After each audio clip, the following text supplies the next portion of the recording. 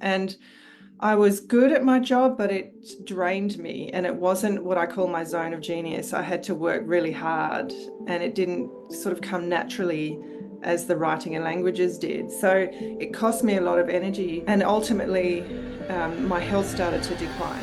If we were supported to understand what our natural personality is like, and it's so easy to do with simple tools that are out there these days. And I did a deep dive on this when I hit my burnout in my mid-30s, and I thought, I want to help other people prevent other people going through what I did, which is just find a career path that brings you come alive. And that's particularly in recent years, I've stepped more into that, helping people start and grow businesses. And so a lot of the time I'm helping them understand the reality. So a lot of clients, are in the corporate world earning one or, six figures plus. And when, again, it's like just that self-reflection piece again. But, I had to do it for myself. And when you can articulate that, it's really powerful. And yeah, the body language, like you say, when someone really recognizes and owns their own superpowers, it is like this massive, uplift and energy. Very powerful, isn't it? Yeah, the people that really damage us are usually unhappy in themselves, aren't they? And therefore feel like dimming your spark a little. Whereas the ones that are happy, secure, and their energies rippling out to others, they're the ones that uplift and inspire, like you were saying. And I remember seeing very young, when I was probably my late teens or early 20s, I remember having it, we all go through the mean girl experiences at school. Oh, God, yes. Yeah. Welcome. I'm Faye Waterman. This is a conversation with Faye, and it's my new global theme. Take these stories that are very valuable and insightful into a bigger world. My guest today is Kate De Jong. Now, if I've said that incorrectly, my apologies. And Kate is a business coach, a best-selling author, a TEDx speaker, and a TEDx talk you'll have to listen to, a co-host of a thriving business podcast. Kate is an expert in translating vision into thriving, profitable enterprises. Welcome, Kate, and thank you for your time. Thank you, Faye, for having me. It's a pleasure to be here with you. It is my pleasure to have you here. You've just been away on holiday and you've run a retreat, but we're going to talk about that later. And you've done a TEDx talk, which I've listened to, and it is amazing. You inspired me to want to have this conversation with you. Now, Kate, let's take it back a little bit to where you come from before and how you transitioned into what you're doing today. Yes, it's always a big question, is it? Where have you come from? And so I am born and raised in Western Australia. I was born up in the red dust in the Pilbara. My dad was a mining engineer. So some of my earliest memories are of him covered in red dust, coming home after a day on the mines, smiling with his gold tooth through the through the crusted red dust. And and just being up there and I've got a real connection to the Pilbara. The land up there is just beautiful, and the Indigenous people. And yeah, it's something that's quite deep in my bones. But we moved to Perth, and I went to school here. But I've, for some reason, always had a very adventurous spirit. So I've traveled a lot. And I think more than half of my adult life, I've lived overseas in different countries.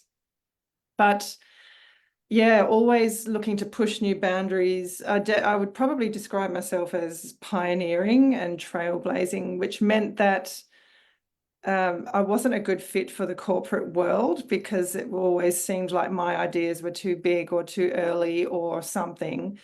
And so I chose a career. My TED Talk is about the choices we make professionally and how sometimes those are guided by societal messaging or conditioning or family expectations. And that was certainly the case for me. I was very clear about what I wanted to study. Okay. because the things that came naturally to me were things like writing and languages and communications. I always thought I'd be a journalist or, something like that. So Okay. yeah, Okay. and then, but my father encouraged me very heavily to go into science and engineering. Being an engineer himself, he saw his words to me were that if you want to have a secure financial future, you need to, work in a field where there's always going to be a demand. So science, engineering, and so on. And that was his experience.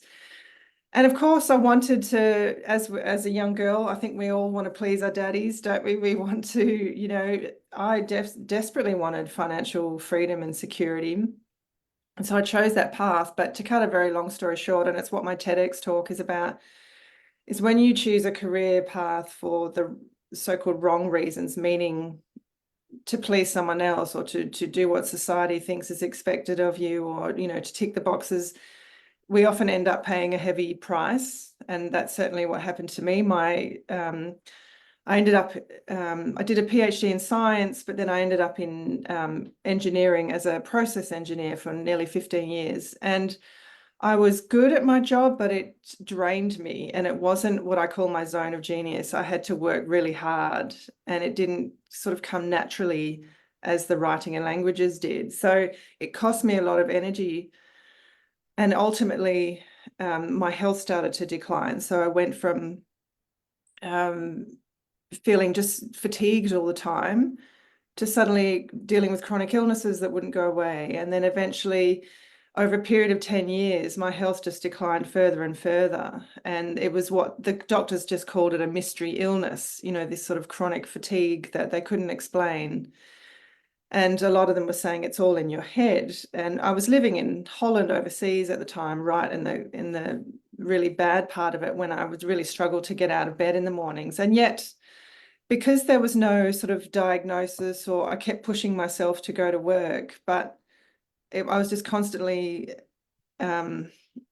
Lethargic and Yeah, lethargic, but also just extreme fatigue, like so tired, and also unwell quite a lot of the time. But I'd push through because in the back of my mind, it was like, there's nothing wrong with you. It's all just, in your mind.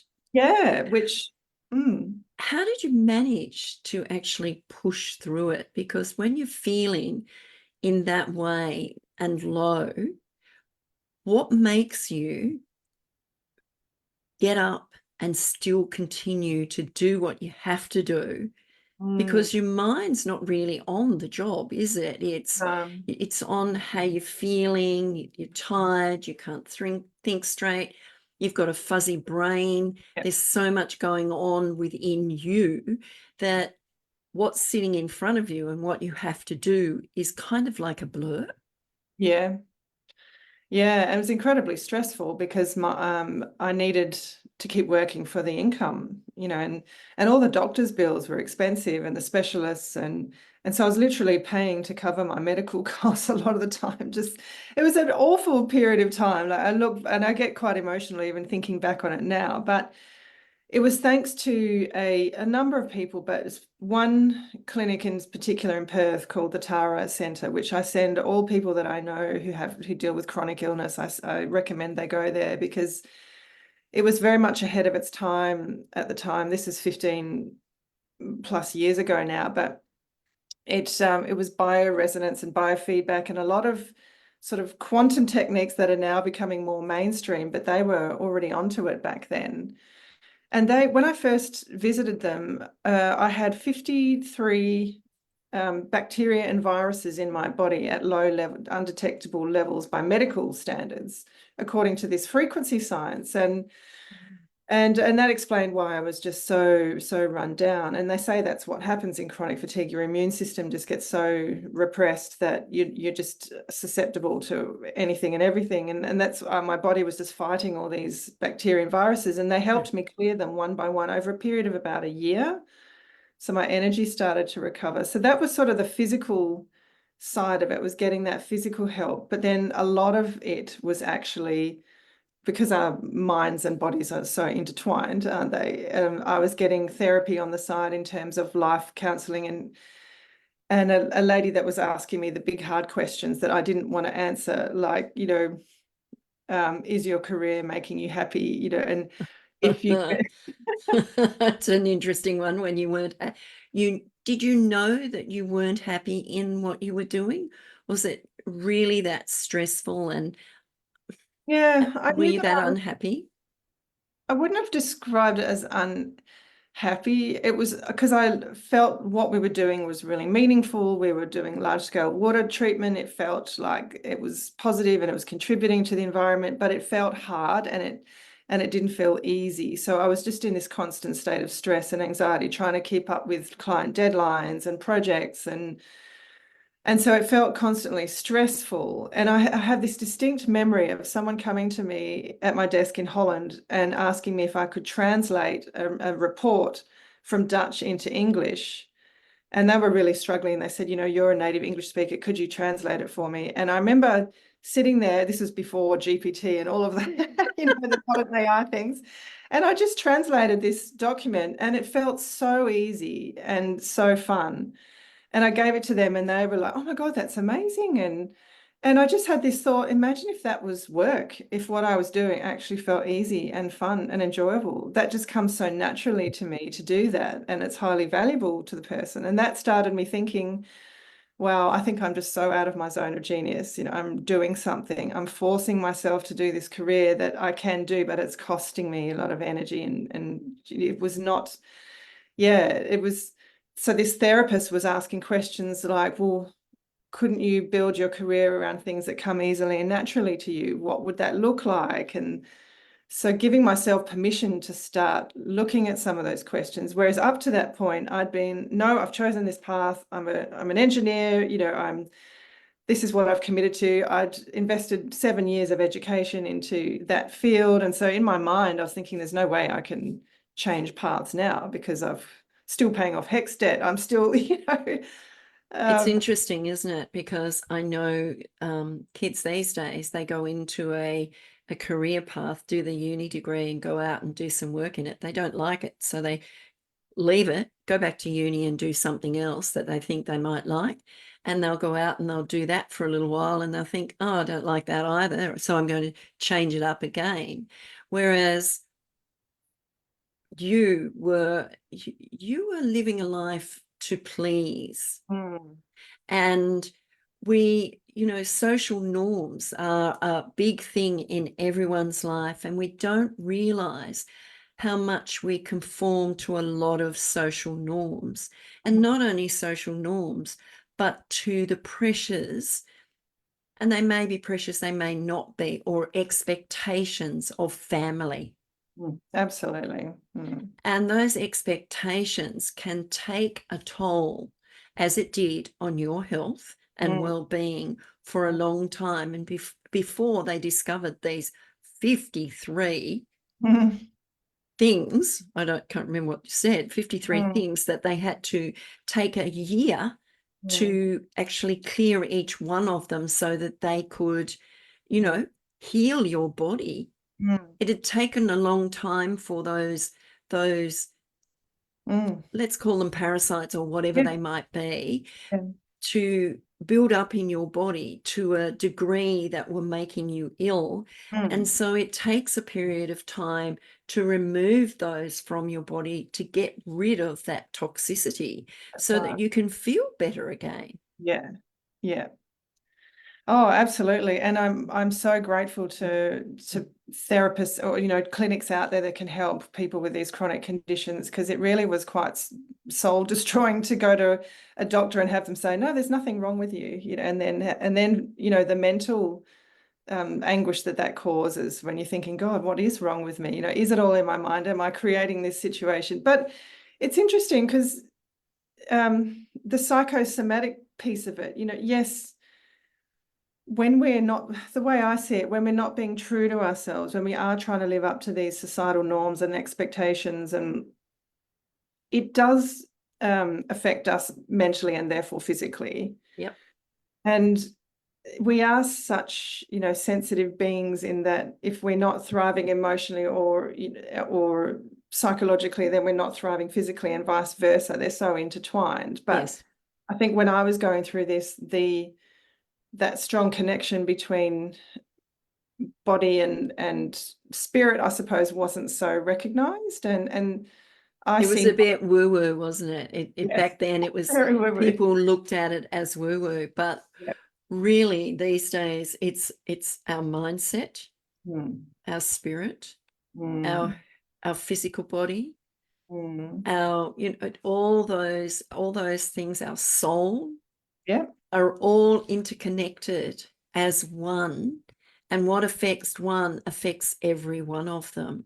Mm. But we don't realize that until, I always say prevention is better than cure, but most of the time we go for the cure instead of the prevention. Yeah. And I think there are a lot of people now realizing, and I've been listening to a couple of podcasts from doctors who have practiced in the US, and they were getting ill, working the long hours and doing what they were doing, and taking a step back after a period of time because they weren't well in their practice, to go and find something else and to heal themselves, and come across things that change the way they work with people in the medical profession and bring in better services I know. as a health professional, which is absolutely fantastic. And I think it's happening more and more. And I call them allied health professionals, but then they're not really allied.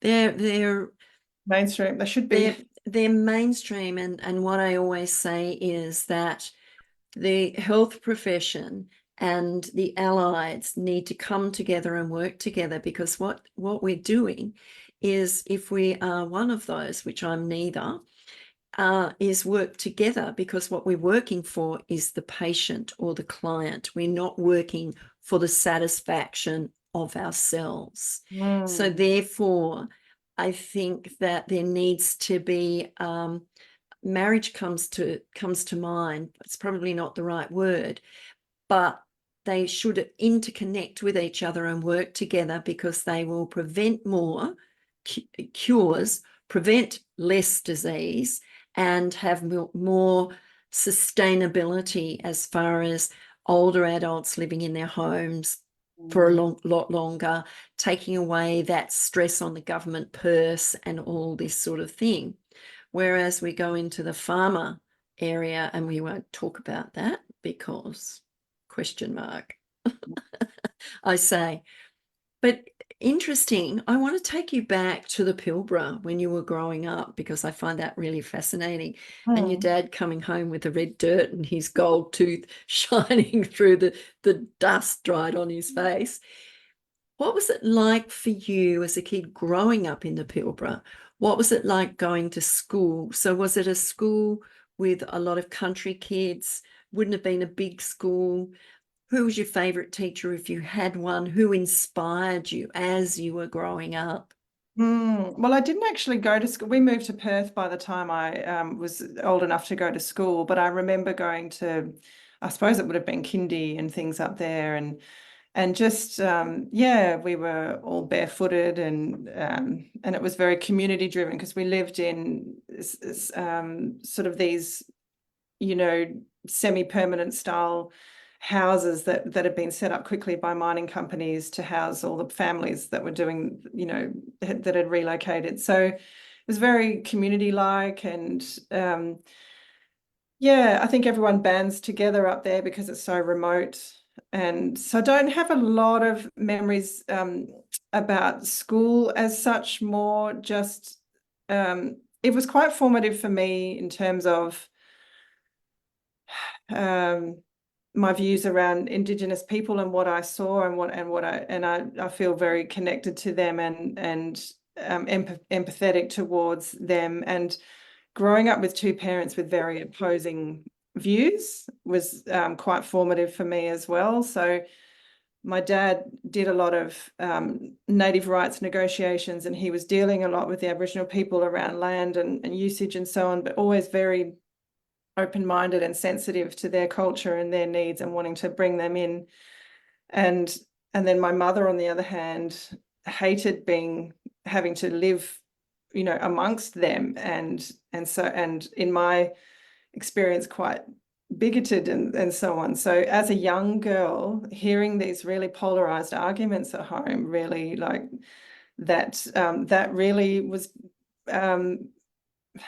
central to forming my beliefs in the world and so on as well. So I think, yeah, it was more, I get, I don't know what it is in me, you know, but I am very, I feel very passionate about fighting for the Indigenous people and their cause and so on, because that's been my experience being amongst them. I really felt a heartfelt connection to them and could see what was going on and felt really bad for that, you know. And I think their culture is quite fascinating once you delve into it, to see all that they can do. And you know, they grew up on the land, they were self-sufficient, they could find things that were medicine for them, they could do all that sort of thing and help them. You know, they didn't need doctors and all these sorts of things until us westernizationers, as you could say, came in to take over. Yeah. And you know, left them behind. But really, if we'd have sort of looked at who they were and their actual knowledge and skills, maybe the medical profession would be in a different place today. Yeah, absolutely. And I think that was actually a beautiful thing, is just seeing the rituals they have to keep their culture alive in terms of the dream time and the walkabouts and the, you know, for them it's central. Being connected to oneself and spirit and community is the most important thing above all else. And that's been an interesting journey for me in realizing that, yeah, as Westerners, how we seem to have gotten that piece a little wrong. If you look, and that's part of my TED talk, is around, you know, the levels of chronic stress, anxiety, and illness in the workplace, and how that's leading to things like suicide and financial pressure and so on, because we've drifted so far from our core and our truth and the things that actually really matter. And yeah, I just, my key underlying message in my TED talk is that I feel like there needs to be a cultural narrative shift around what success is, you know, because it's just about how we define success, isn't it? That, like, if someone is, you know, using the Indigenous people as an example, if someone's healthy, connected, happy in their community and their culture and themselves, is that not successful? You know, but if we define success in terms of a job and a salary and the material possessions you have, then it's a totally different story. So it all just comes down to that definition of success. And for years I was chasing the Western definition of success, which is the money, the, you know, the status, the corporate job with the big salary. And that just left me empty and unwell. And that's my message. What are we telling our kids coming through now? And I love hearing that kids are more experimental these days with their careers, but at the same time, I also see that that's quite inefficient. Like, couldn't we be helping them have better self-understanding during school, and or a better way of helping them find who they are before they make a career or jump into a university degree just on a whim? It seems to me that so many young kids jump into a degree, oh, because it sounds good, or, you know, Or I'm expected to. yeah. Yeah. And it's still today, there's a certain expectation by certain parents. If they're doctors or lawyers, they expect their children to follow in their footsteps. And if a child doesn't want, I believe allowing a child to find their way. And if it's having, you know, they call it a gap year, having that gap year to go overseas or go to work or do something and find out what their true passion is, instead of being influenced by your parents or your friends going and doing a particular course or whatever it might be, these social norms. Yeah. I think that we need to be able to step up and say, hang on a minute, this is my life. I'll do it my way. And if I mess it up, I've got no one to blame but me. But what will I learn along the way? Yeah. Yeah. That's right. And I look at my children, one went to university and the other one didn't. But the other one thought, oh, I should go to university because my sister's gone to university. And I'm thinking, no, you don't need to go to university. You're not cut out for university. And it's not important for you to actually do that. And I think that, we take a path, we learn from that path, and we actually grow from whatever we do, whether it's right, wrong, or indifferent, don't we? Yeah, there's just less suffering involved if you're Less suffering. If you do, if you follow what if you take the attitude that you had, which is I'm going to do life my way. And I always say there's two choices when you come to a big decision. You can choose to please others and pay the price internally, or you can choose to please yourself and deal with the discomfort of displeasing others. Do you know what I mean? Like, yeah, but the price you pay when you choose to please others, it's really quite significant. And you proved that.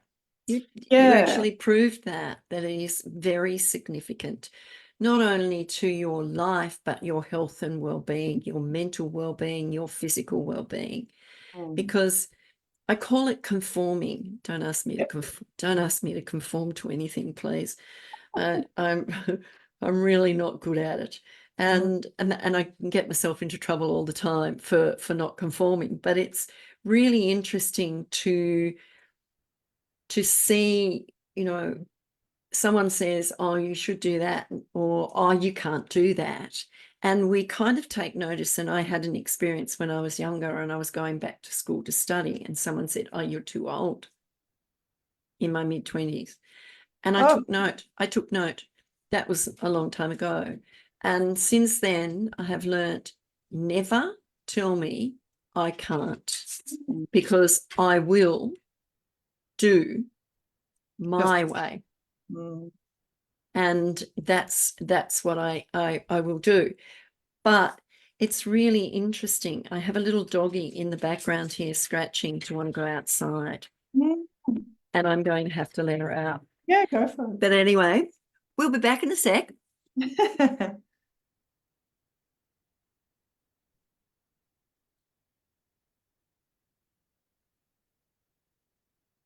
How's that? Get myself comfy again. What you do when you run your own show. What you can do when you run your own show. Yeah, so it's really interesting to be able to fill your cup up. Fill your cup up. And then what you can do is, when it's overflowing, is share it with others. That's right. And inspire them to do what they want to do, not what others want them to do. Yeah. I mean, we go to school. What happens? We're kids. We're creative. You said you were barefoot and run around and had fun and,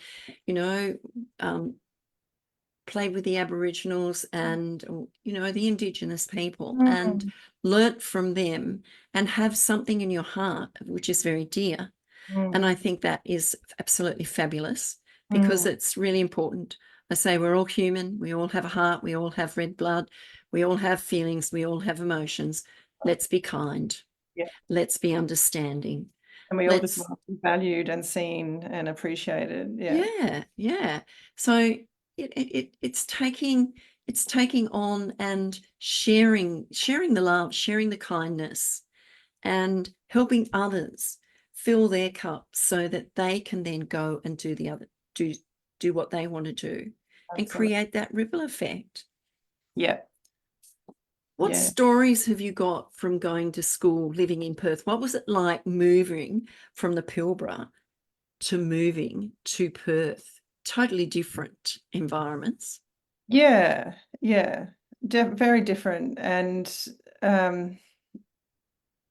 Yeah, I mean, Perth is quite a big country town anyways. It It was when is. I was growing up.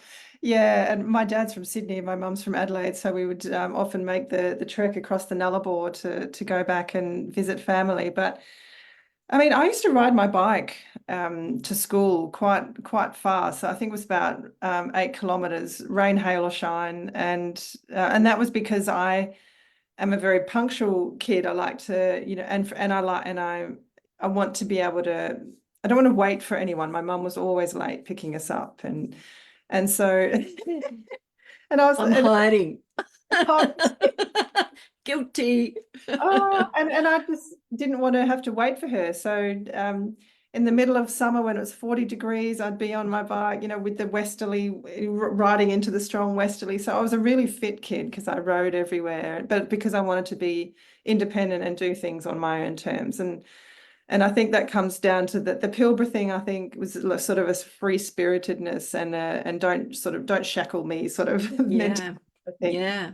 carrying that into I'll even if I have to cycle 8 kilometers in the stinking heat or the cold rain, I'll do that just to be free to leave when I want to leave or So in that. that younger age in the Pilbara gave you that Mm, that independence, that mm, desire to have that freedom to be able to get where you need to go without relying on anybody else.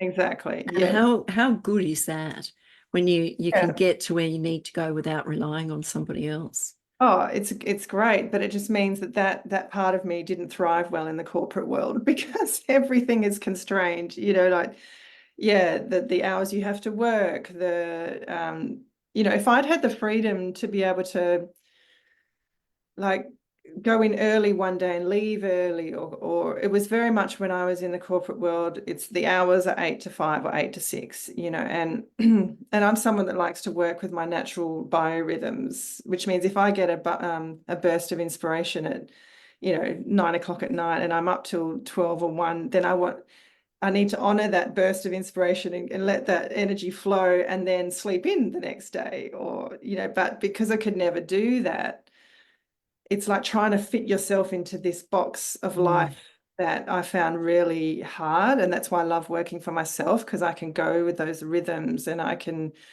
act when the inspiration strikes and wait, in other, do you know what I mean? Because you work for Oh, yourself. totally, totally, totally. I've never worked in the corporate sector. Mm, Never wanted to, but I've sort of worked for private and public sectors mm, and taught in the TAFE system mhm, and that sort of thing. So there was, oh, you have to be here at a certain time and you have to get this done and you have to do this and you have to teach students and you have to mark and blah, blah, blah, blah. mm, Um, it was okay. I liked the teaching part. I mm, liked that. It was interesting the different types of students that you had to work with, but some were great and some weren't, and you just took it as it was. mm, So yeah, but yeah, the constraints. I'm not good with constraints. Not good with the constraints at all, and so therefore it's like, oh wow, let's let's do this. But I think that being the person that you are and being where you've been and experienced the health issues that you've experienced has taken you to another level in life. mm. Yeah. Yeah, definitely. And it forced me to look within and do the deep soul searching and I think that level of, you know, what is it? What do you call it? Crisis forces you to always go inwards, doesn't it? And seek Mm. answers and so on. Whereas a lot of people seem to be able to drift along in life with a certain level of discomfort, but it's not until a real crisis happens that you're forced to really look at the bigger questions. And yeah, I just think like what you were saying, you're someone who doesn't like to conform and never has. And all of us, by the time we're sort of late teens, early 20s, if we were supported to understand what our natural personality is like, and it's so easy to do with simple tools that are out there these days. And I did a deep dive on this when I hit my burnout in my mid-30s, and I thought, I want to help other people prevent other people going through what I did, which is just find a career path that brings you come alive. And that's the subject of my TED talk, is do what makes you come alive, because when you do that, it is that positive ripple effect that you're talking about. If you're alive and you're inspired, then it overflows to other people. But how do you find what makes you come alive in this society of conditioning and constraints and so on?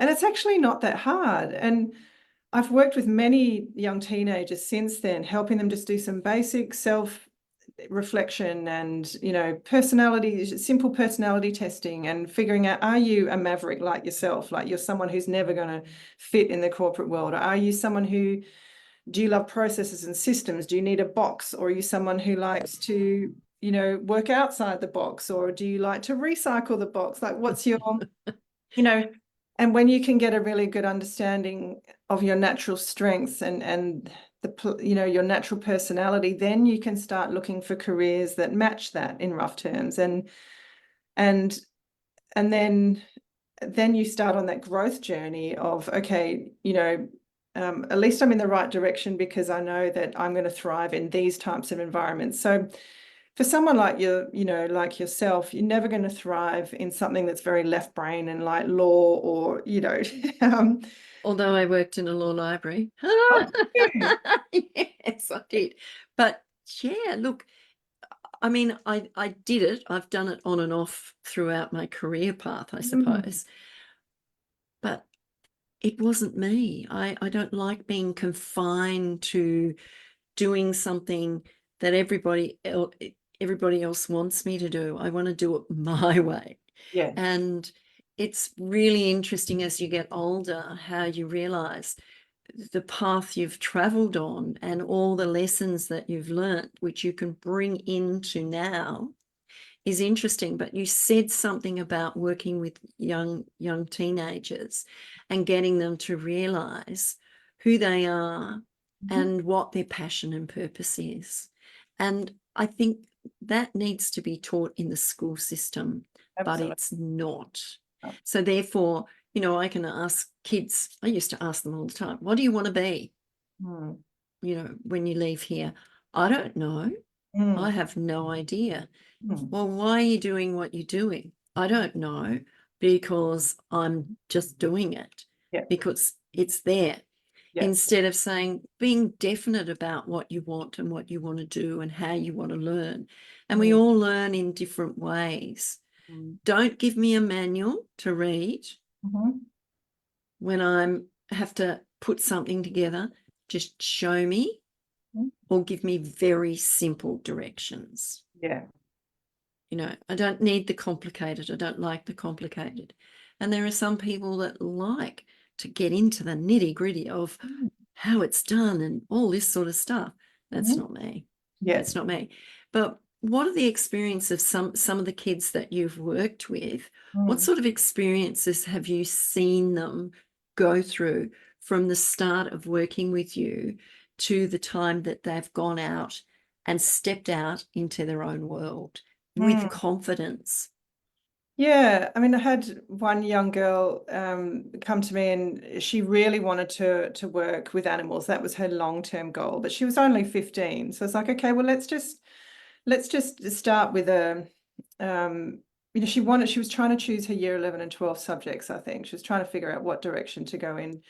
And I said, well, let's just look at who you are, first of all, like your natural personality type compared to other people. Let's see where your strengths are and where the things that you prefer not to do. And I've got a very simple system that I've worked with for years, and it's called Bank. And it's just 4 individual colored cards. And it's great because it's visual, and kids can just get it. And exactly what you were just talking about. I know that you're an action type, which is the red color, which values freedom, spontaneity, flexibility, diversity.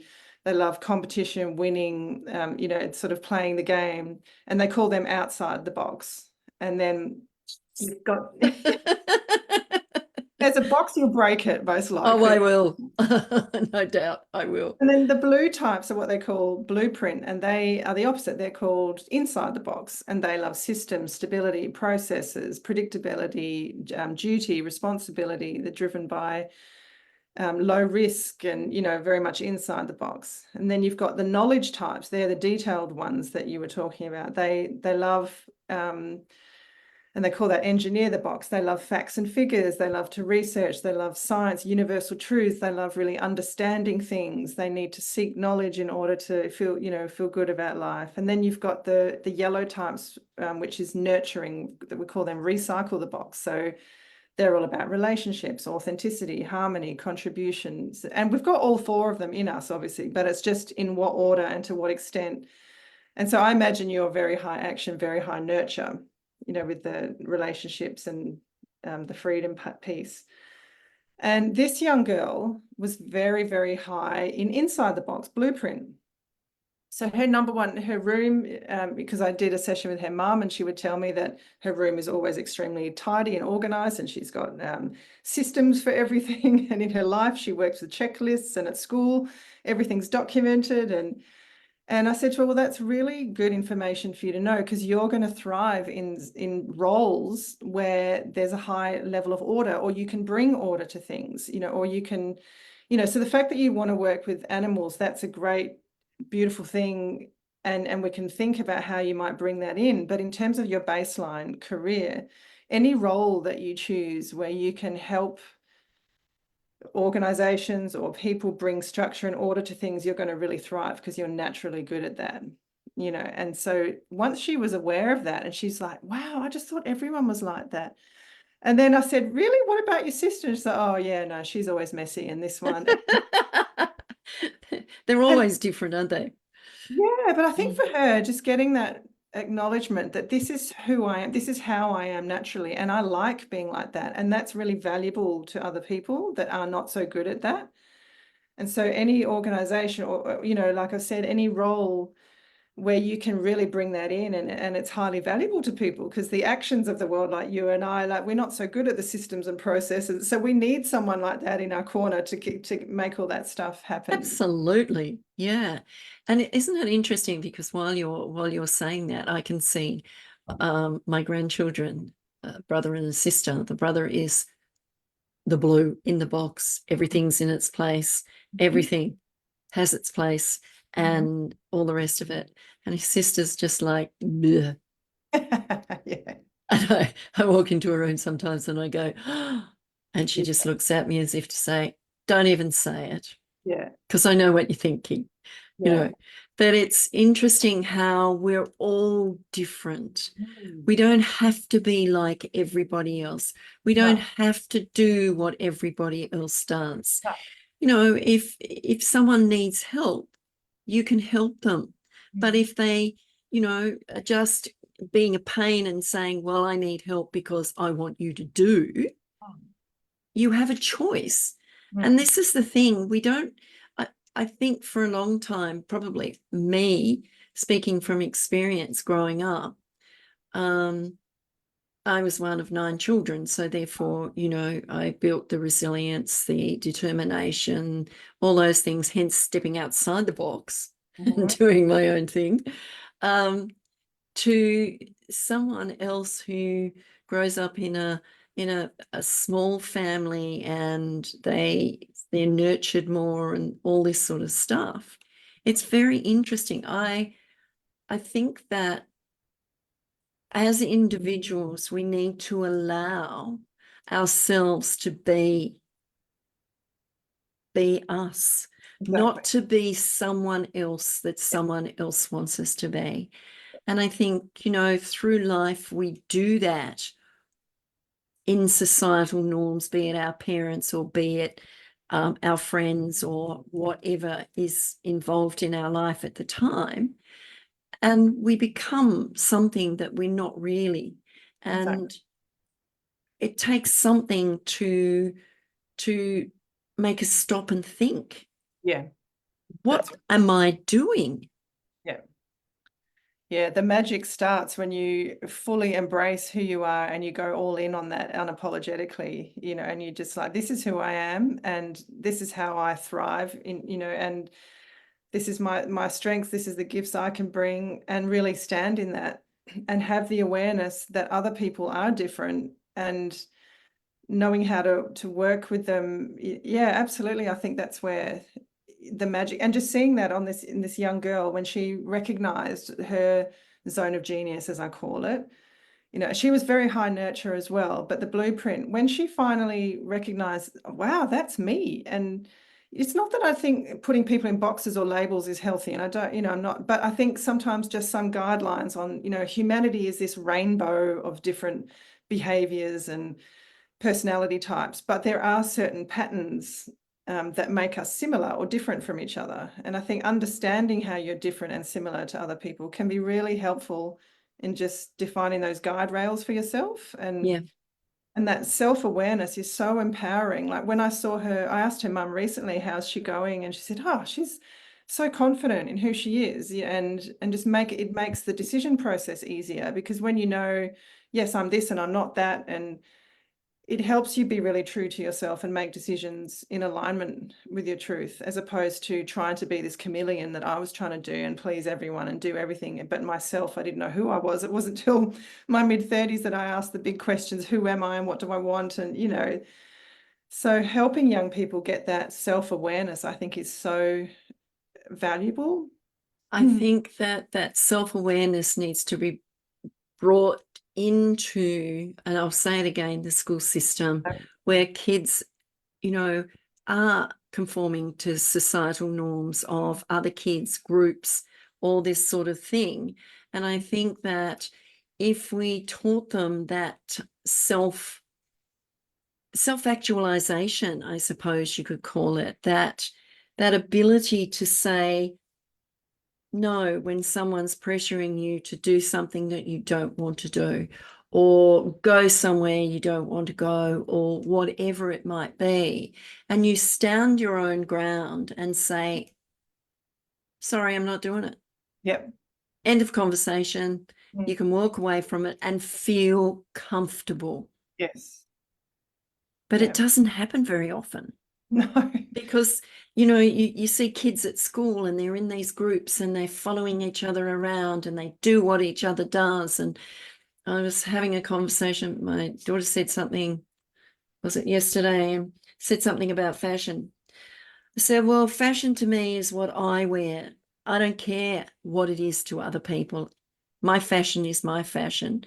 I've been through all the fashions that are coming and going, so it doesn't really matter to me. I wear whatever I want to, whether there's baggy pants going on now or there's tight jeans going on or whatever it is. About what makes you feel good inside and how you clothes. Yeah. And it doesn't matter. My fashion is my fashion. And I would never have said that once. Yeah. I would never have said that once, but now I do. And it's interesting. So tell me more about some of the other clients that you've worked with, so that you can, give people an idea of what they need to be aware of. Kids, if they're listening, what they need to be aware of, how they can, excuse me, how can they make a difference in their own world by making the right choices for them? Such a good question. I mean, I always, take it back to. I'm just going to shut a door. Just keep going. Oh, go for it. There's a palliative nurse in Australia called Bronnie Ware. You might have come across. She wrote a blog post back in, it was something like 2009, like 15 years ago, and it went viral, and it was called The Top 5 Regrets of the Dying. Do you remember hearing about that? Look, you know what? I always say, you get to your deathbed, you don't want to be saying, if only. Yeah. If only. So this was a palliative nurse, and she was actually sitting with, I think she was in Canberra. She spent years and years sitting with patients as they were dying, listening to those statements they were saying about, if only I'd blah, blah, blah. And so she compiled this blog article that she thought, oh, just post, but it went viral and even got her interviewed by Oprah or in the Oprah magazine.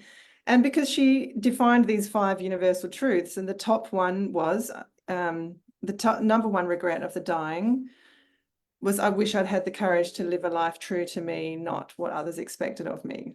And that's just the number one. And so for kids, that's all it comes down to. It's like, yes, you might, you know, I feel for kids that are in really constrained upbringings, like religious cults or anywhere where there's thou must do this, because it takes a lot of courage to break out of those. But Step out of that. Yeah.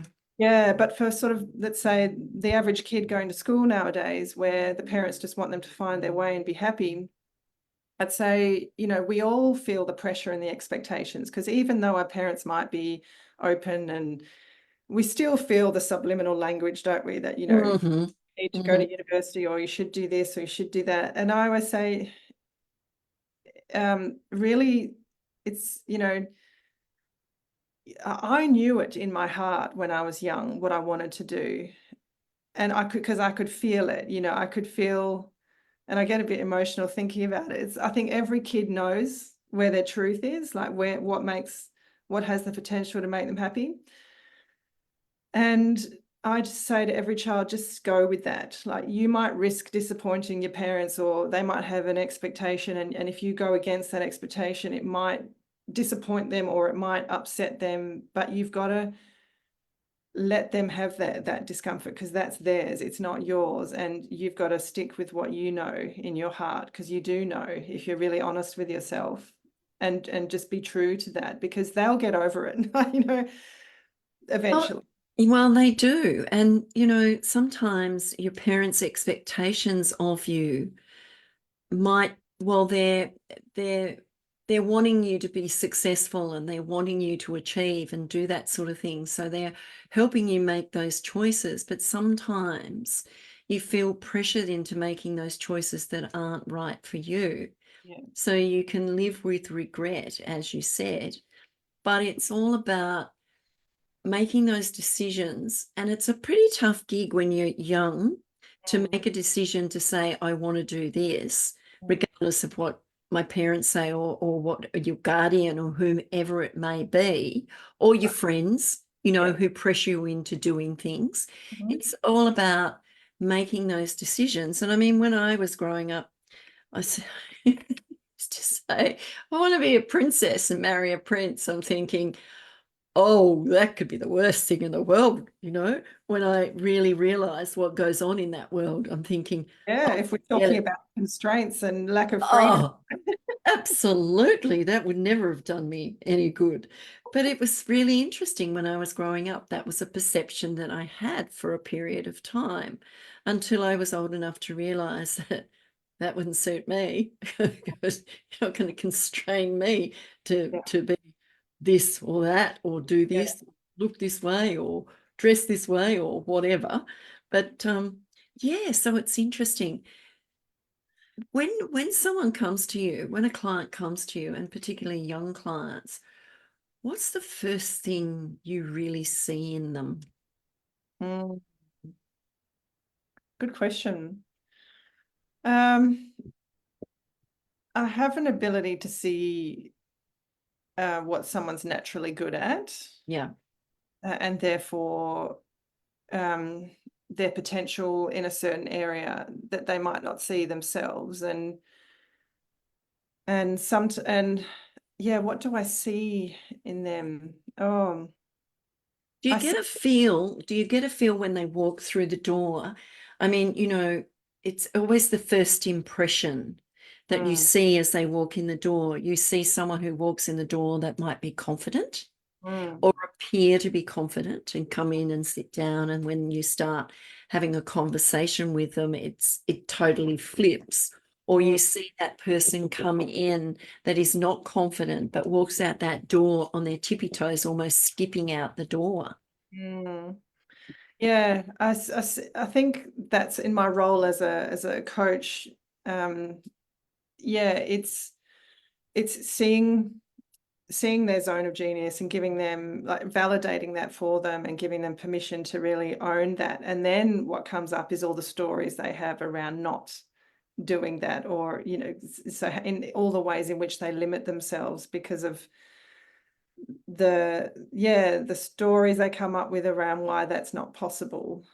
The And constraints that have been imposed on them a lot yeah, of the time, or they've imposed on themselves. both.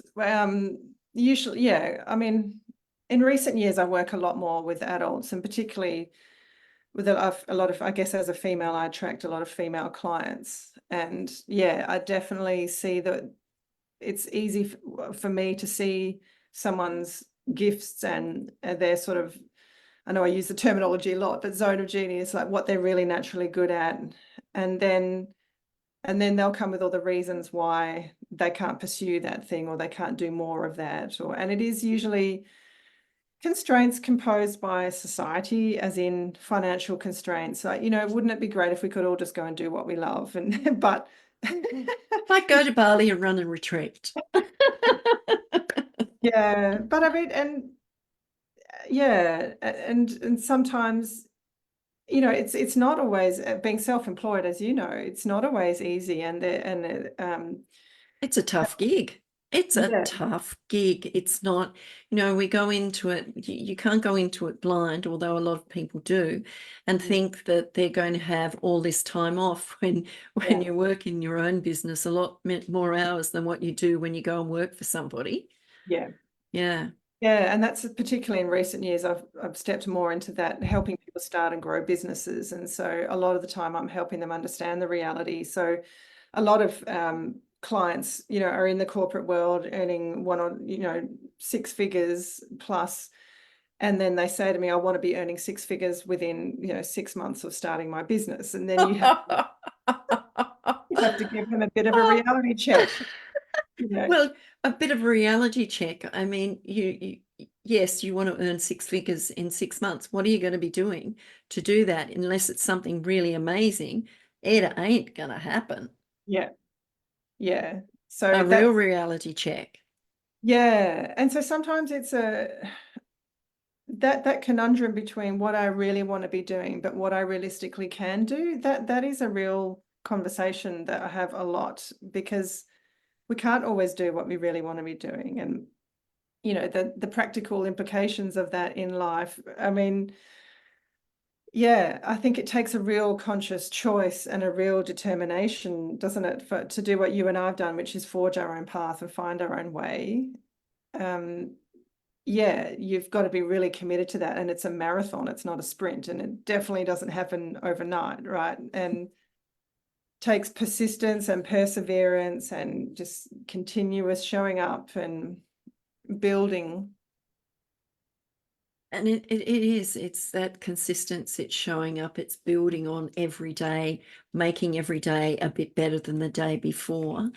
But I also will say that we all have strengths, and we've got to know what those strengths are so we can build on those strengths, not build on our weaknesses, because we can always ask others to come in and support us with where we're not strong. And there's no shame in that, because you can build an amazing team that creates an amazing business from that. But I always say, we sit and we do the do every day. We don't think about how good we are at what we do because we're so busy. I think we need to take time to sit back and reflect on who we are, why we're doing what we do, and how good we are, and acknowledge ourselves, Yeah. because we don't do that. No, and one of my favorite exercises I get clients to do is to define their superpowers. And it's, I love the superpowers, the magic and the brilliance and the superpowers. I think that's fantastic. Getting someone to realize those. Do you see the expressions or their body language when they realize? yeah, yeah, yeah. A lot of them really struggle, especially in the beginning. It's like, well, what are you good at? What are the things you really love doing? What do your clients tell you? You know, what's the feedback you're getting? And when, again, it's like just that self-reflection piece again. But, you know, I had to do it for myself. And when you can articulate that, it's really powerful. And yeah, the body language, like you say, when someone really recognizes and owns their own superpowers, it is like this massive, uplift and energy Very boost. powerful, isn't it? And I agree with you. We need to be focusing on strengths. It's like, great, those are your superpowers. So if you focus on doing that and doing that well, and so yeah, who are the people you need to bring in to complement the other areas? And Yeah. absolutely. So that whole strengths focus, positive psychology, I'm all for that. Yeah. Yeah. Yeah. And I think that's why I have a podcast, which is called What's Your Superpower? Oh, that must be where yes. But Yeah. this one now it's real. Today, This is my radio show, Conversation with Faye. Yeah. This is yeah. different. Yeah. And the So tagline, real, raw, authentic, was that right? raw, real, and my a conversation with Faye is the raw, the real, and the heartfelt of Right. life, giving people hope. When they're listening to something and they hear something, it's giving them hope that they will go and have a go at it. If they're sitting back reflecting or sitting back thinking, I'm no good at anything, blah, blah, blah, and they realize just from what someone says is really important to give them the hope to step out of their comfort zone and have a go and take them to the next level in their life. That's what it's all about. This is what this show's all about. It's about giving people hope, giving them the information or hearing something that sparks something inside them to take that step. Yeah. Beautiful. I love that. And so when you help people, so your other show about helping people uncover their superpowers. Yeah. I dive deep. Yeah. Yeah. Yeah.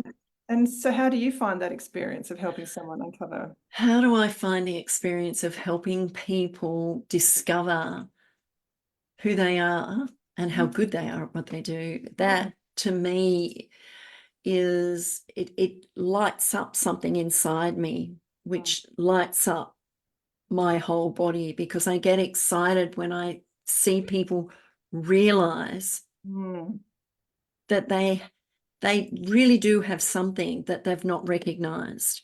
I mean, we know some of our good qualities, but we don't stop to acknowledge them. So I give them that opportunity to stop and acknowledge their superpowers. I call it their magic and their brilliance, because a lot of the time it's so suppressed inside that it doesn't even shine on the inside. So we bring it out, and we talk about it in a comfortable and safe environment where there's no judgment from anyone. So you can say it as it is and feel comfortable saying it.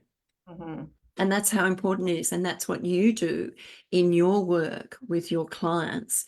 They come into a safe and comfortable environment.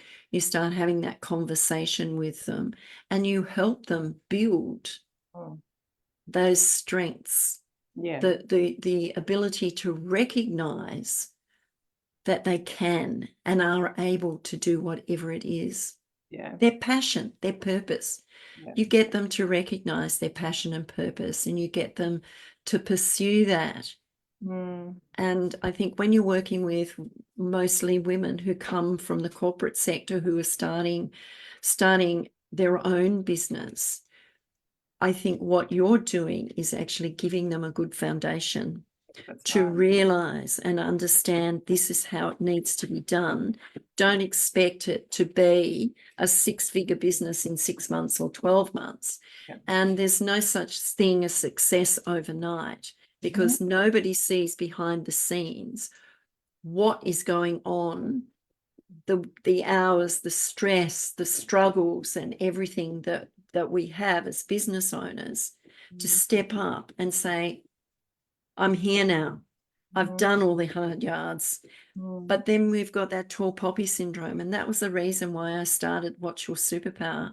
Because I think the tall poppy syndrome, nobody has a right to say, oh, who do they think they are?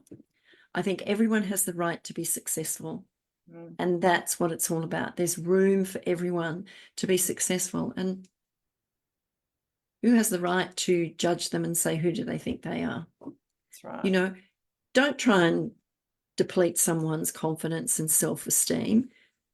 give them that ability to build it up, because what they're doing then is creating a ripple effect to give it on and pass it on to others. Right. Yeah, the people that really damage us are usually unhappy in themselves, aren't they? And therefore feel like taking, dimming your spark a little. Whereas the ones that are happy, secure, and their energies rippling out to others, they're the ones that uplift and inspire, like you were saying. And I remember seeing very young, when I was probably my late teens or early 20s, I remember having we all go through the mean girl experiences at school. Oh God, yes. Yeah. And I those kind of remember it. Yeah. It was a long time ago. Yeah, but I remember being at a party or somewhere, and there was one of these awful girls that was there sort of giving me the look, and and really, like, you can just feel your energy going and then there was another girl there that I'd never met before, and she was so friendly and so happy and really curious about me and wanted to know, and so happy for me when I said, oh, this had happened. Oh my God, that's amazing. And she was genuinely happy for me. And I remember in that moment going, I want to be like you. You're just such a gift in the room, because you're happy for other people. You're not there judging and belittling and all of that. I want to be someone like you who actually contributes just energetically in a positive way by just being who you are. And so that was my mission after that. Was every time I was in a conversation with someone and I could feel myself maybe, feeling envious, or, you feel that urge sometimes, or that feeling of, oh my goodness, your life seems amazing. And that doesn't, and making a conscious choice in that moment to go, wow, that's amazing. I'm so happy for you. That's incredible. And making that become my DNA, like who I am is someone who's happy for other people and really genuinely wants to see them thrive. And that was a conscious choice for me, because I could have easily, gone into that bitter and twisted because I struggled quite a lot and used to feel envious sometimes of people that seemingly had it easy, or, but I've just always thought but that doesn't serve anyone. I don't want to be one of those people, Yes, it's interesting. And those people that are like that want to be like you, but they can't be like you because they don't know how to be like you. There's something inside them that sees something in themselves that's possible, but they can't get it because they're so involved. And I haven't really thought about this until right now. They're so involved in the negativity of who they are that they can't see their greatness. Because we all have greatness. We just have to find it. And even those that girl that was nasty and with all the negatives, there is something inside her that just needs to be brought out. And what you do is you bring out that in people, those who are self-doubting, those who are saying, oh, I can't do that, and etc., etc. You bring that out in people and you give them hope and you give them the opportunity to achieve. And the belief in themselves to achieve it. Yeah. Absolutely. And that's what you do. So how would you define what you do? Because we're going to talk about something else that you've done shortly.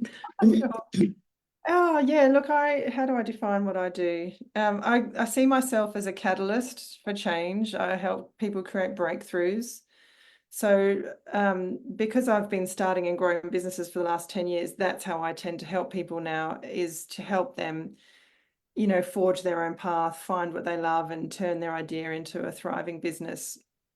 I love that because that's been my path and that's what lights me up. And so to help other people do the same and just helping them learn from the lessons I've made and building that solid foundation, like you said, making sure I've got a business builder's handbook, which is all just lay the foundation. It's like a house, and just get the foundation right and build all the layers from there. And then, profit and success is inevitable with continued focus and But I've done so many things the hard way and the wrong way and the expensive way. And I'm trying to help people now benefit from that experience and those lessons, and taking the shortcuts if they can, or getting the right support, or that, over the years, like you tend to find the good service providers that really provide value and help, you weed out the people that, like, a lot of people work with me just because they want my contacts, either whether it's my web designer or my social media Oh, marketer. really? Yeah, but that's fine because, working together, that's part of what I see I do, is I help connect people with the right resources and the right Yeah. people, like that Yeah. next, whatever they're needing as the next part of their journey. And it's taken me years to build up those contacts, but I'll happily share them with people that are really, wanting to take those next steps. And yeah, so yeah, creating breakthroughs for people, I'd say. Great. And at the same time, creating those breakthroughs for you. Yeah, we teach what we most need to learn, right? Yeah, but we're on a continual learning journey. It doesn't matter who we are or what we do or how experienced we are at anything. We're on a continual learning journey, and we don't know everything.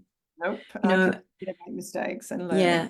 And, if one of your clients asks you a question, you can always say, well, I'm sorry, I don't really know that, but I'll find it out for you, or steer them in the direction of finding it out. That's right. We're not the dictionary, we're not the encyclopedia or whatever. No.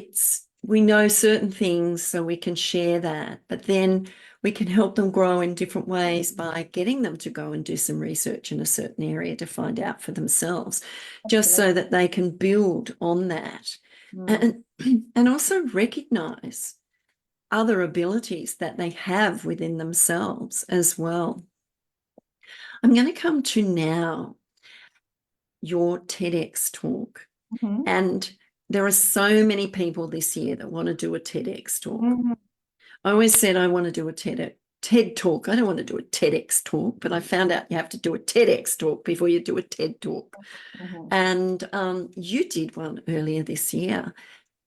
Share the experience, what it was like, what was the planning, how long did it take you to plan, and what was the feeling like when the day came for you to actually do that talk? Yeah, well, like many of us, it's been on my bucket list for a long time, and it was just something I wanted to do. I think those of us that really, like yourself, we have this message that we want, people to hear, and TEDx is the perfect platform to get your message out there, especially nowadays with YouTube. I mean, you can impact anyone anywhere.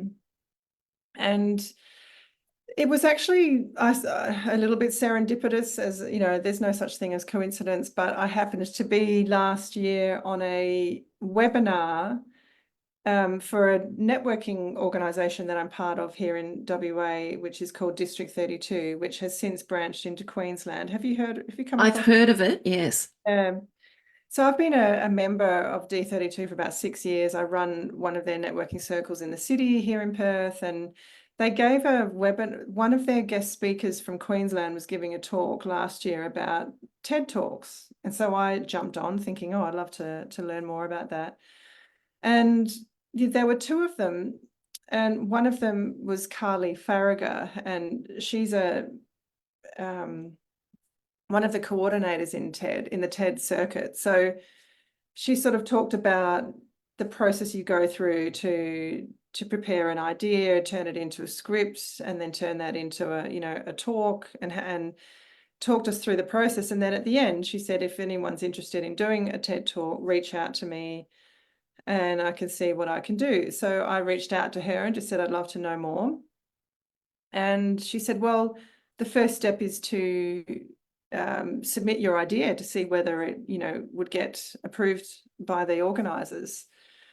So that's what I did. She had a template where you, like any proposal, I suppose, you put the name of your talk, and it was really hard just coming up with the name because it had to be less than a certain number of characters, like very short. And what was the name of your talk? Oh, after several iterations, now it's called Do What Makes You Come Alive. Good one. Like that. Yeah. Yeah. And then it's about what's the message? What are the key points that you're using to support your message? And so you have to sort of really get clear and succinct in how you're going to portray this message, because you've got 18 minutes, no more, to get your message across.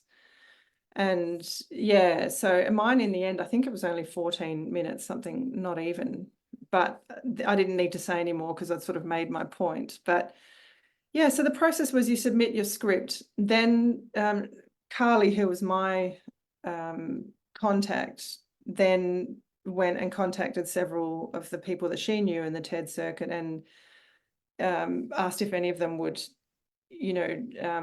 first there was a choice you could make, either do it on a live stage locally or do it virtually, which since COVID, it seems the vast majority of people for TEDx talks are opting for virtual because it's totally possible nowadays.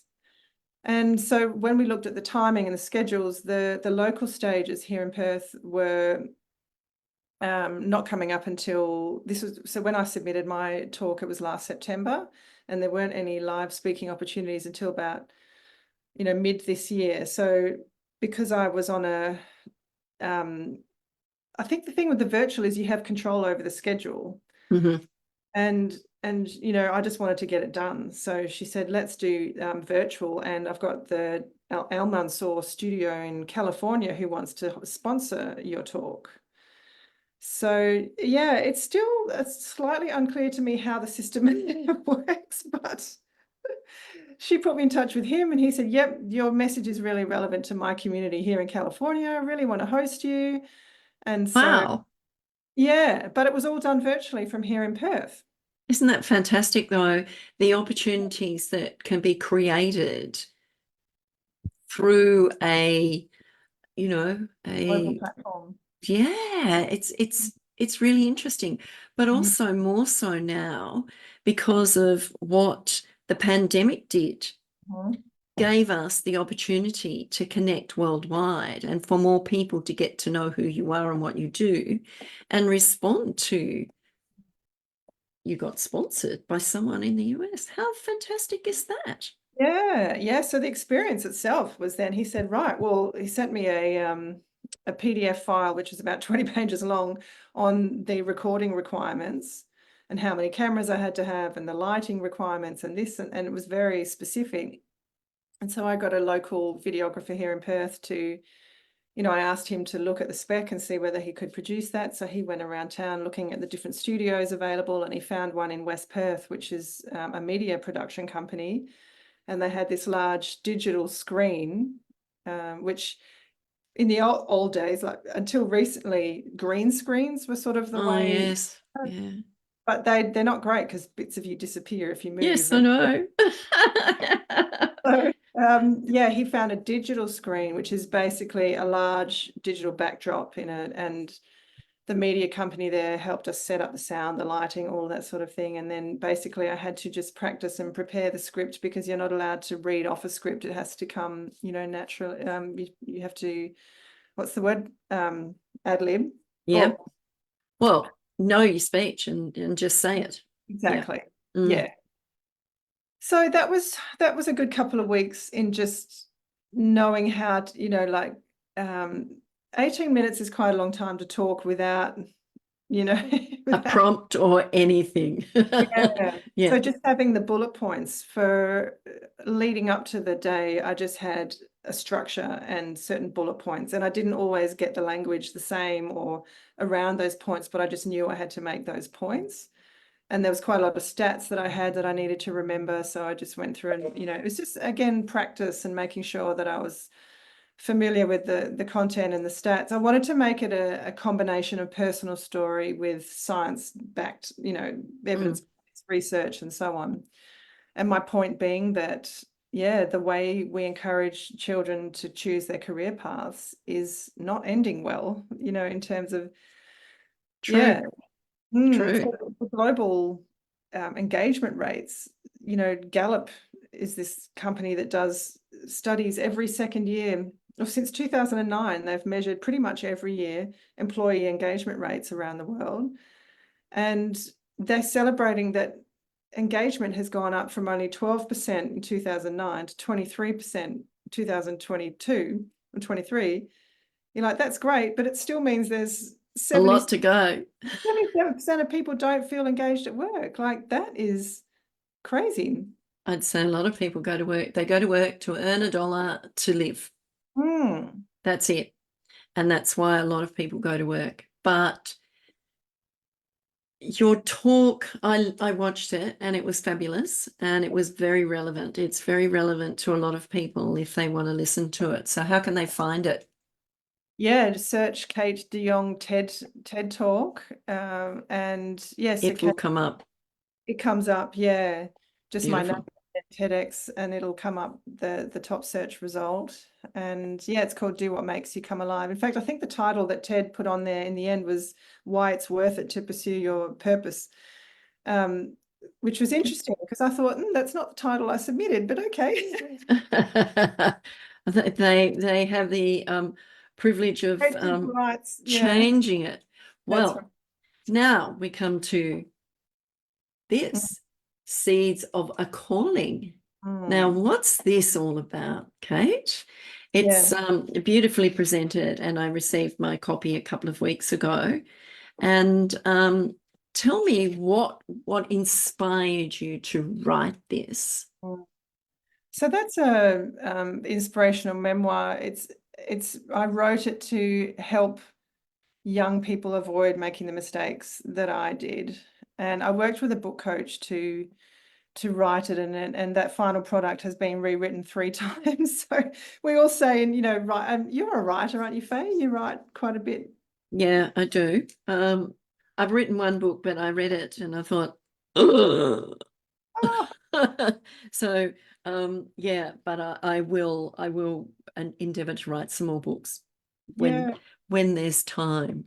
Oh, I know. And it is an extremely time-consuming Yeah. endeavor, isn't it? I mean, that was 3 years in the making, but what drove me to write it was my mission was if I could change one girl's life by reading this story and making a better decision, or just having the permission to follow her truth, then that was all I wanted. And I've since had feedback from lots of people that it's made them really think and consider how they're parenting their kids as well, and the messaging they're giving them. But it's basically about, Seeds of a Calling.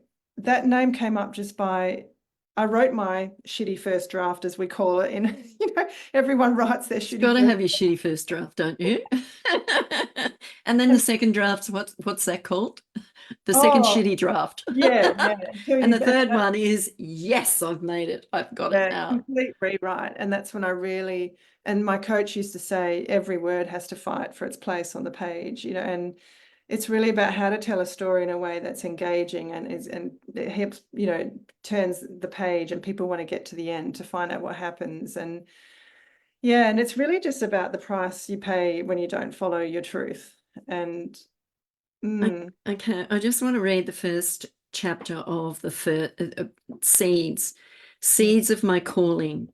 That's what I call those activities that I was instinctively drawn to as a child. They were activities I couldn't help myself from doing. They constantly drew me in, calling me. I couldn't not do them. I could lose myself in them for hours, falling into the state of flow in which I lost all sense of time.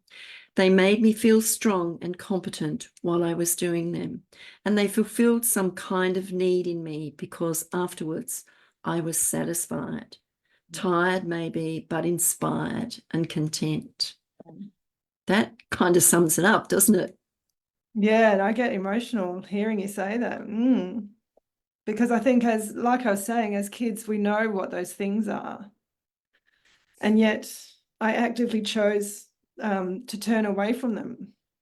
And we often do because we're driven, as we say, those social norms, that conformity, everything like that is taking us away from those things unless we have a strong personality or a strong drive to stay on track for ourselves. And that, once upon a time, as a parent, you give up things to do for your children or do for your family and everything like that. and you leave yourself for last. And a lot of the time, there's not enough time or energy to do what you want to do because you're so tired from doing for others. But I think as you get older and wiser, you realize that spending time for yourself is not selfish. It is important so that you have the energy to be able to do for others. That's right. Yes. So I think we need, as young children, we need to be taught what selfish means. I mean, if you're not sharing a toy with another child, I would say that's a little bit selfish. But I think if you're nurturing yourself, self-care, taking care of who you are physically and mentally, then that isn't selfish, because then you have the energy and the ability to take that forward to help others. And that's something I'm really conscious of with my two boys who are 9 and 12 years old. And because probably like you, Faye, I don't know about your upbringing, but I was never allowed to skip school or take a day off or. Oh, God, no. Yeah. Was too scared to.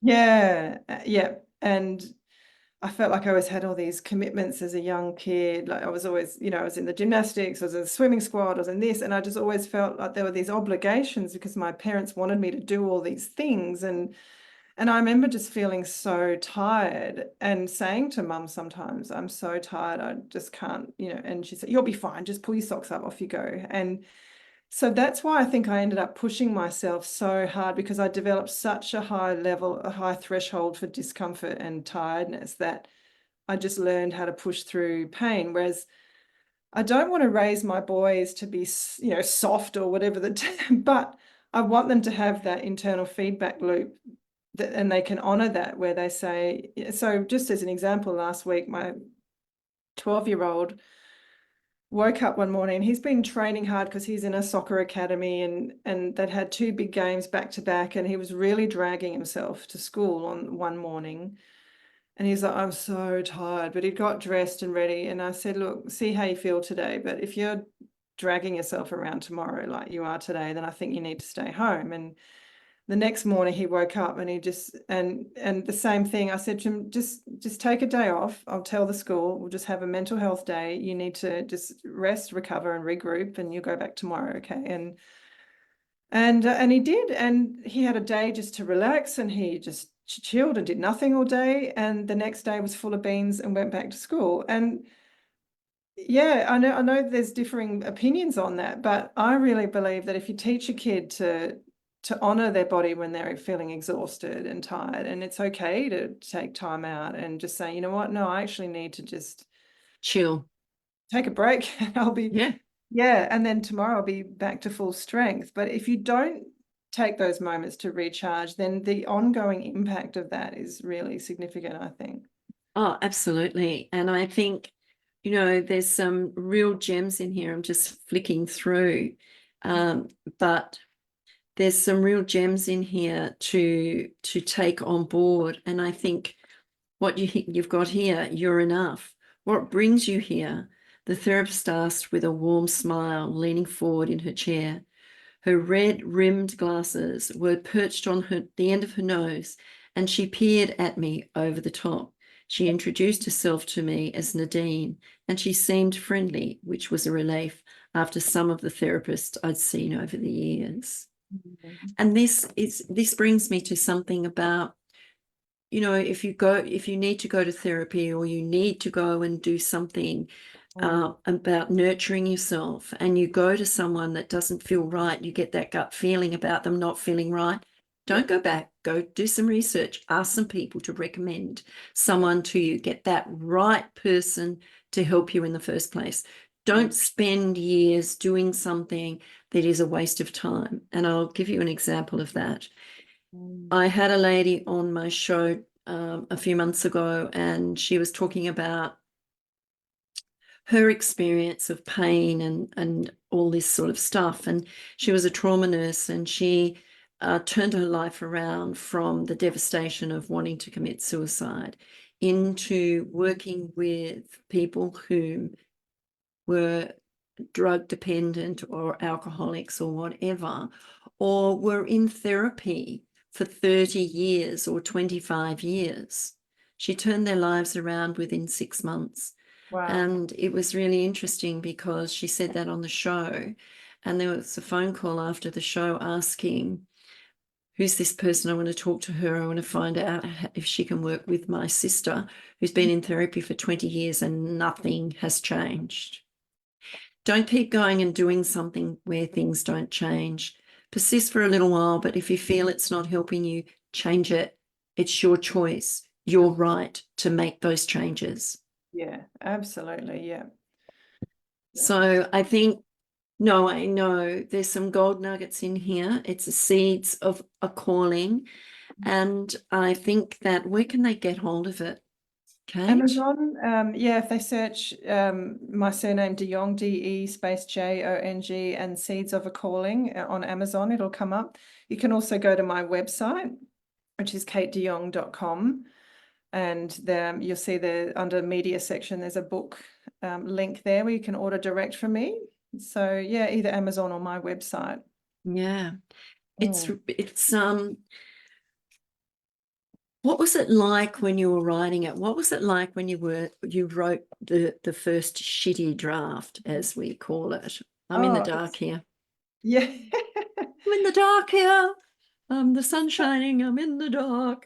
Yeah, I can still see your outline. It was cathartic, and I feel like every person should go through the process of writing a book, their memoir. Just a lot of people say, "Oh, but I don't have anything interesting to say," but everyone does. And I think if you take the time to actually analyze, well, what would I say if I was to write a book? Everybody's got a story in them, I think. Everybody has a story, and it is really interesting because I've had conversations with so many people who have shared their stories. Some of them have brought tears, some of them have brought laughter, some of them have brought no words for some of the things that they've shared live on air. And I'm honored and I'm privileged that people feel comfortable enough to share those things that they've never shared with anyone. But it's really interesting that we all have a story. And that story, regardless of whether you think it's valuable or not, there's always someone out there that is waiting for you to share your story, giving them hope. Exactly. And that's what it's all about, sharing your story to give others hope. Exactly. And that's what drove me to write mine. And there was one girl in America that reached out and she said, until I read your story, I thought I was the only one that went through this, yeah. And you think, oh, hallelujah, that's, it's common, this sort of emotion, this physical decline by sticking in a career that's sucking the life force out of you. There's so many women I know that, and men, that have experienced that, but it's just not really talked about or recognized in mainstream medicine yet. When chronic illness is such a complex thing because it is usually a suppression of some emotional desire or living inauthentically somehow. But that emotional excavation you need to do to unpack that, it's really complex, isn't it? And very, yeah. But you managed to do it. So you're an example of hope, because you got to a space where you weren't well, you were struggling to go to work, you were struggling to focus. People were telling you, the medical profession were telling you there was nothing wrong with you. And that gives you a sense of, am I okay? Am I all right? Am I a bit, whatever? And these stories we start telling ourselves get bigger and bigger when we get told there's nothing wrong with you, go away, there's nothing wrong with you. But there is, and there is, but you can't pinpoint it. Yeah. And then you get to a place where you find someone that you can trust, who does a diagnosis of it and then works with you to heal step by step. I just remember sobbing my eyes out when I went to the Tara Centre, and where they did, because I tried so many therapists and spent all my salary trying to get help. And when they did the biological, it was actually through electrical, they measure the energy flow through your Chinese meridians. Yeah. So all the acupressure points on your hands and fingers. So it's ancient Chinese medicine mixed with modern day science. And when they came up with this analysis of what was wrong with me and why, and I just remember bursting into tears and sobbing that someone had diagnosed, what was. And you weren't imagining it. Yes, that I'm not crazy, and yeah. And modern technology these days, it's improving all the time. And there are certain things that was listening to a podcast and they were talking about, and I think I mentioned it earlier, you can take a blood test now for all different things, but you've got to understand, the different tests that you can have done to detect different things within your body.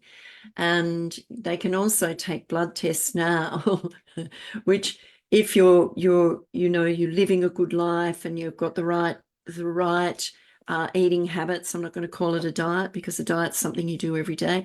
The right eating habits, the right sleep, you're doing the right thing by yourself mentally, emotionally, physically. They can take a blood test and it can show that you can be 10 years younger physically than what you are. Your biological age. Yeah. Biological age.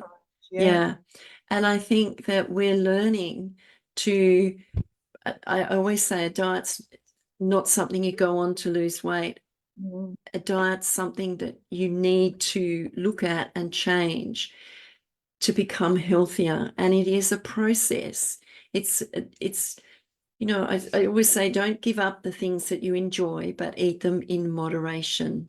You don't have to eat them every day, but treat yourself to them, because what's going to happen is if you refuse yourself of them, you're going to crave them. And when you go back, if you're on a diet as such, you will put that weight back on plus more.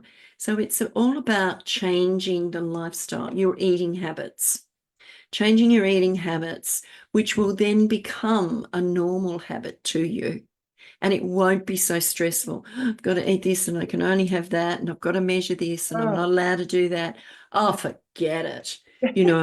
And I've tried these things and I'm thinking, this isn't for me, this ain't for me, I have to say. And it's like, don't persecute yourself. Just look at what you're doing, be honest, and just change it a little bit every day. You don't have to do it all at once. Yeah. It took a lifetime to get to where you are. So take a little while to make those habits change. Yeah, absolutely. And love yourself. Love yourself, because if you don't love yourself, you can't love anybody else, honestly. So true. And one of the first tasks the therapist gave me back when I was right in the middle of chronic fatigue, of extreme stress and anxiety at work and really bad health, she said to me, "What's something you can do each day to make you happy?" And I thought, oh, what a strange question. Like, I never do that, or I don't even know what makes me happy. And she said, what could it be? Could it be going and sitting in the sunshine on your lunch break? Could it be going and getting a pastry from somewhere? And I said to her, I don't know, because all I do is go to work and I work for my clients, and I eat lunch at my desk and then I go home. And she said to me, no, I want you to find little things that are just bring you pleasure. Just what is it? Doesn't have to cost money, but what would bring you pleasure? And one of them was going down to the beach in the morning, which I started to do. And I remember sitting there one day, and it was a beautiful summer morning, and just sitting with my feet in the sand and looking at the seagulls and the waves, and it was just so beautiful. And I thought, this has been here for the last 35 years of my life, but I've never tapped in. I've never taken the time to notice it or enjoy it. And that started this thing that you're talking about, this self-love of actually doing things for you, just for your own personal pleasure. Well-being. Such a foreign concept to me. And she said, you need to develop a taste for that and keep doing more and more of it, because the more you do that, the more it will positively impact you and everyone else. Like, it's not like, back to what you're saying, it's not selfish, it's essential you learn how to give yourself those moments. And that was so life-changing for me. Do you do it now? Not enough, but I did actually take the dog down to the beach this morning to remind myself this is here still, and it's accessible, and I haven't been doing it as much lately as I should, but I'm getting better at making time for those things that bring me joy. Yesterday, I mean, I did spend a beautiful weekend out hiking in the bush. We did a 10-hour hike. Nice. Yeah, it was tough, but it was so recharging because there was no sound. Like, the forest was just beautifully quiet. You know, there was about 200 competitors, but it was such a large area that we were spread out that we barely came across anyone else. And the forest was just so beautiful and vast and quiet because all the animals are hibernating in winter. And that was so rejuvenating for my soul. Just, yeah, that silence and that nature. And yeah, so I'm getting better at doing things like that. And I notice that when I do those things, the rest, everything else just flows so much better. Oh, Yeah. yeah.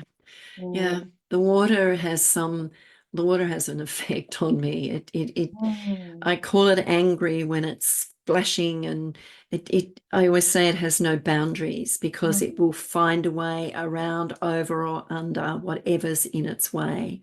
And I Mhm. think that we need to find those boundaries that give us that pleasure, that Mm. peace of mind, Mm. and allow our body to just be, Yes. Yeah. because we don't let it just be. It No. it's we're always so busy being busy. Yeah. And Yeah. sometimes that busy being busy doing nothing really constructive. It's just busy because that's what we're used to. Mhm. Stop. Think about what you're doing. Is it Mhm. necessary? Change it.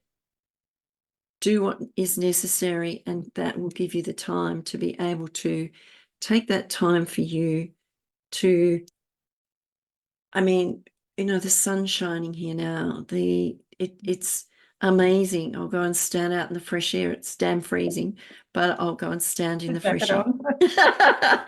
And it's like, breathe in the fresh air and Yeah. look at the Simple, plants. simple Just, pleasure. oh, simple pleasures. I Mm. always say the simple things in life that make me happy. Mm. Yeah. And yeah, it's either hearing the birds or looking at the flowers or touching and watching something that you've struck in the garden that's growing and you think, oh, I did that, you Mm. know, just gives you pleasure. Or walking to the beach Mm. and and hearing the sound of the water, because there's a meditation in the water. Yeah. It can Yeah. be so still that you hear your footsteps and your breath, and you Mm. can hear people coming up behind you or running or whatever. Or it can be angry and the wind's blowing and you're struggling to walk, Yeah. but it's still beautiful and it's Yeah. very expressive. Mm. And just noticing that was bringing your attention into the present moment was a huge skill that I had to learn. And the whole concept of, because I was always striving to get somewhere or be somewhere and feeling like I wasn't there. And this whole concept of, it's not, what is the saying? It's not joy that makes us grateful. It's gratitude that makes us joyful.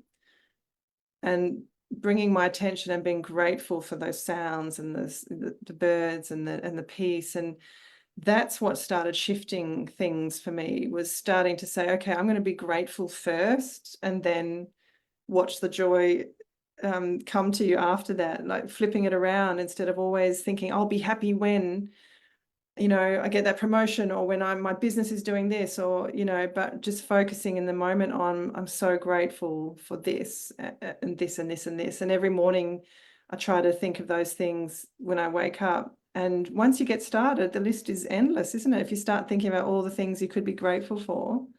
Well, I just imagine, if you imagine this, walking through the bush with the silence around you that you were doing, hearing the leaves and the rustle of whatever's under your feet, and the sun shining through the ripples, the cracks in the trees, reflecting on you in parts and not in others. Just walking through the bush and you come across a tree, and there's something about it that you have to stop and look at. Maybe sit under and do some breathing and some reflection. Take a breath, breathe in, and enjoy. Then get up and continue that walk. Yeah, I did that in a couple of moments. I'd walk past a tree and it would just be so beautiful. I'd just put my hand on it and just rest and breathe and connect with the tree and its strength and its beauty. And oh, those things are just so restorative. Yeah. Absolutely. I mean, I can walk around and I look at the trees and I look at the tree trunks, and I love dead trees because I think if they could ever talk, they could tell a lot of stories. And the shapes of the dead trees, and you can make shapes out of them, but the trees that are alive and they've got the bark on them, some of the bark's falling off and some of it's not, or the shape of the trunk, and you can see, you can see an animal shape in the trunk of the tree, or it's just using that creativity and that imagination. And I have a good imagination sometimes, of looking at the just the trunk of the tree, the shape, the size, how the roots have grown out of the ground and are interrupting the path or whatever it might be. But just that gives me joy. Yeah, that's beautiful. That just gives me joy. I mean, sometimes I'll pinch the bark off the tree and bring it home, and I'll do some artwork with it or whatever, you know. But it's just embracing what we have around us first, and then finding our happy place, wherever that may be. Might be sitting in a chair, just listening to some music or being silent. Might be standing out or sitting out in the garden or by the beach or whatever it is. We need to learn to take that time for ourselves. Yeah. To reflect and be.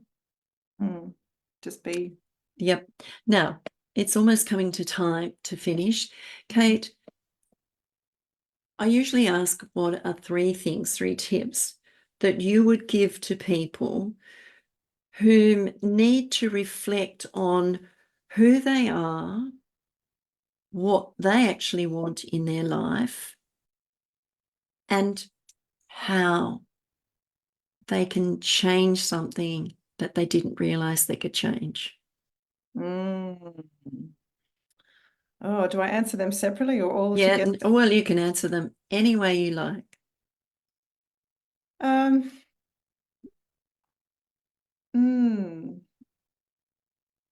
yeah, it's such a good question. I'm a bit stumped to know how to answer it, but I think it's carving out those moments of stillness is when your soul whispers to you, and I think that's where you've got to start there. And because just knowing that from my experience, once I started doing that, that's when you can really, your intuition starts getting louder and louder in those moments of quiet. So if you're someone who's busy all the time and you're not making those moments, I'd say start there, just start getting quiet. That's by far, in my experience, the most productive thing you can do is actually stop and get quiet and listen. And you'll get feelings or ideas or sensations. And then it's about giving yourself permission to lean into those and develop that relationship with your true self that whispers to you in the quiet moments, and just start taking action. And as in noticing anything that comes up. And as soon as you start noticing, it's like if you buy a yellow car and then all of a sudden you see yellow cars everywhere, isn't it? It's just, if your attention suddenly is open to something, you'll start getting the guidance you need in terms of the person that needs to take you that next step, or the book that just falls off the bookshelf in front of you. Or yeah, that's what I noticed. The synchronicities started happening once I got quiet and was open and receptive, rather than trying to push with my mind. It's that receptive state that I think is the most magical in terms of leading you to your truth. Mm. It's that allowing, isn't it? Allowing ourselves to be, allowing ourselves to be quiet in that stillness so that we can reflect or think nothing, Yeah, as, you know, be nothing, hear nothing, see nothing, empty your mind and just be. because that's when you can receive. Absolutely. In greatness. Mm. I want to say thank you, Kate, for such a fabulous conversation. Likewise. And if anyone wants to get in contact with Kate, how can they get in contact with you? Yes, my website, Kate De Jong, KateDejong.com. You can reach out to me via there on the contact page. My email address, phone number, everything's on there. So yeah, please reach out if you want to chat or feel inspired to do so. Or you want to buy the book? I That's think you right. should. I think Thank you. there's some great bits of wisdom in there. So, you know, a bit of reflection you can do when reading that book, Absolutely. because it's all about the seeds that we plant in our life and how we can reflect on how we can change them Absolutely. Yeah. if we choose to. Yep. It's all a choice. It That's is all a choice. Well, thank you, Kate. Thank Thank you you, so Faye. much. I'm Faye Waterman. This has been another conversation with Faye Global, and I'll be back next week with another guest. Be happy, keep safe, and go and find your happy place and see how you feel. Bye for now.